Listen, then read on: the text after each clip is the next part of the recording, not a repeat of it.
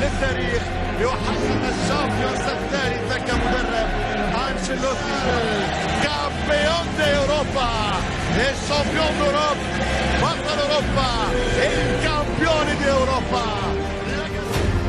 Carlo Ancelotti terbuat dari ketenangan dan kesabaran. Ia begitu dingin di pinggir lapangan. Namun siapapun jangan terkecoh dengan sikap itu. Di balik pembawaannya yang tenang, Ancelotti menyimpan banyak strategi di otaknya. Strategi itulah yang sewaktu-waktu akan diterapkan dan membuat lawan jadi menangis di pojokan. Seperti apa yang ia lakukan pada Real Madrid ketika kembali meraih titel Liga Champions Eropa.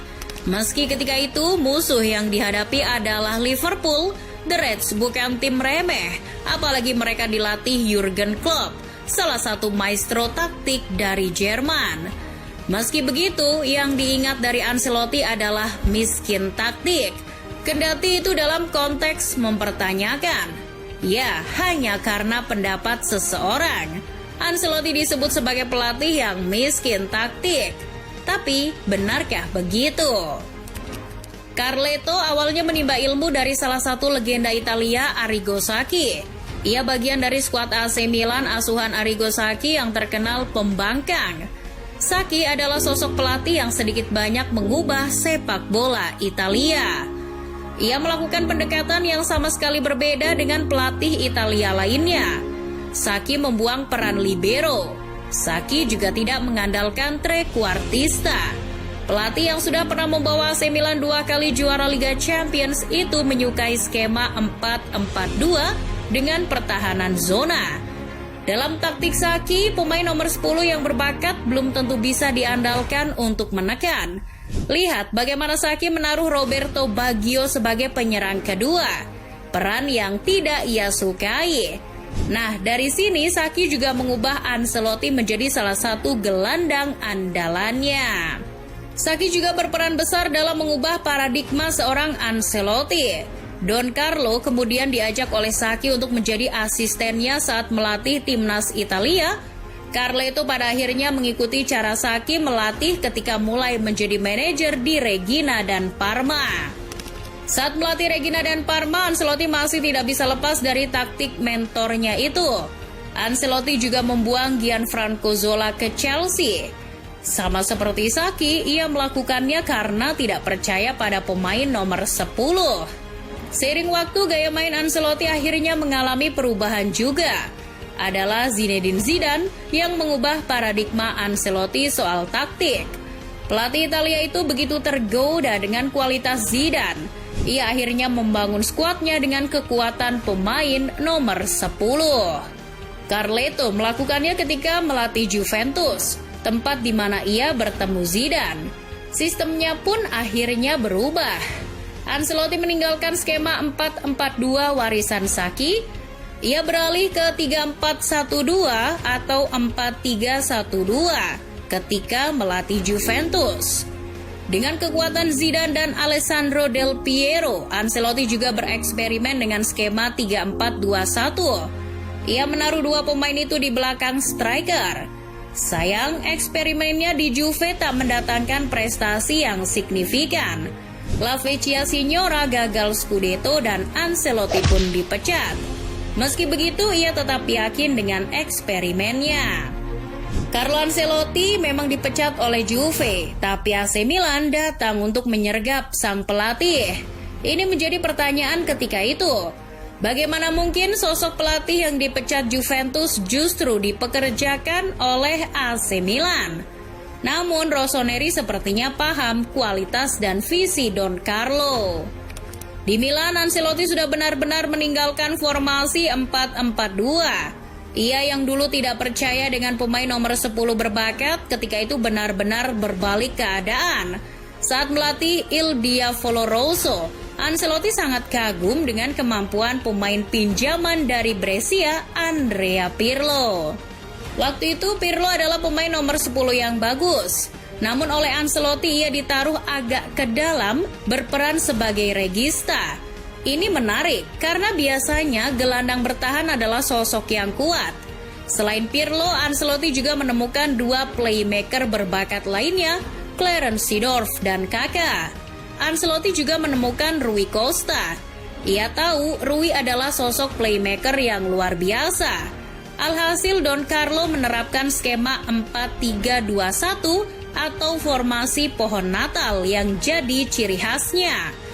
Namun karena bos AC Milan ketika itu Silvio Berlusconi ingin Milan bermain dengan second striker, maka Ancelotti menurutinya. Sang manajer pun mengubah formasinya menjadi 4-3-1-2. Bersama Rossoneri, Ancelotti pun meraih banyak trofi. 2 trofi Liga Champions, 1 Serie A, 2 Piala Super Eropa, dan sisanya silahkan menyebutkan sendiri. Ancelotti juga menjadi pelatih terbaik ketika melatih AC Milan tahun 2006. Setelah mendulang kesuksesan di AC Milan, Ancelotti memang tidak banyak berubah soal taktik. Mungkin inilah yang mendasari Ancelotti disebut miskin. Ini mungkin saja loh ya. Sebab ketika melatih Chelsea maupun Bayern Munchen, taktik Carleto masih sama. Namun begitu, Ancelotti juga melakukan percobaan baru lagi. Ia menerapkan skema 4-3-3 saat periode awal melatih Bayern Munchen. Ancelotti juga melakukan itu ketika melatih raksasa Spanyol Real Madrid. Bersama Los Merengues lah Ancelotti menyemai karirnya. Dengan skema 4-3-3, ia menapaki jalan sukses di Real Madrid. Salah satu di antara tak sedikit bentuk kesuksesan Carleto di Real Madrid adalah La Decima. Melalui skema itu, Ancelotti bisa mengakomodir pemainnya dengan sangat baik. Cristiano Ronaldo ia taruh di sisi depan sebelah kiri. Karim Benzema ditaruh di tengah. Sementara di seberangnya Gareth Bale siap berlari. Ancelotti menaruh Angel Di Maria sebagai penyeimbang di lini tengah bersama Luka Modric dan Sami Khedira.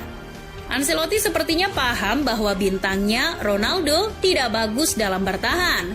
Jadi ia membuat sang bintang bebas dari tanggung jawab bertahan.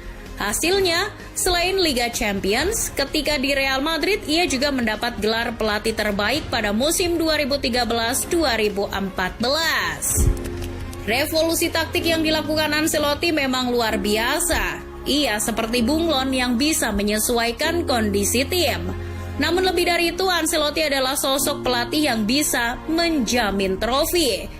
Tengok saja sebagaimana ia menaklukkan kelima Liga Top Eropa.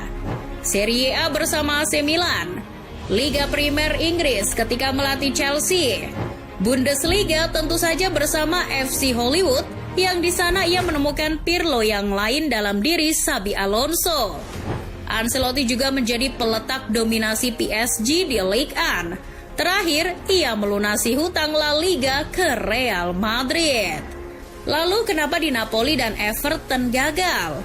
Tentu saja anggapan itu keliru. Ancelotti sebenarnya nggak gagal-gagal amat di dua tim itu.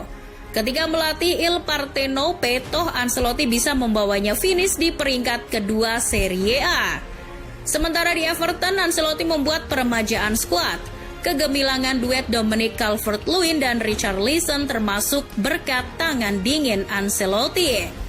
James Rodriguez juga menjadi pemain yang bisa berkembang di tangan Ancelotti. Hal yang juga ia lakukan ketika melatih Real Madrid, di mana Federico Valverde juga merasakan kejeniusan Ancelotti.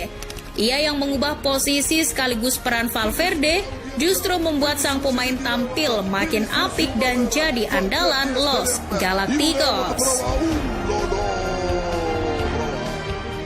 Carleto punya cara sendiri dalam membimbing pemain. Ia adalah pribadi yang ramah dan profesional. Maka dari itu tak sedikit pemain yang menaruh kekaguman pada sosok jenius yang satu ini. Salah satunya adalah Cristiano Ronaldo.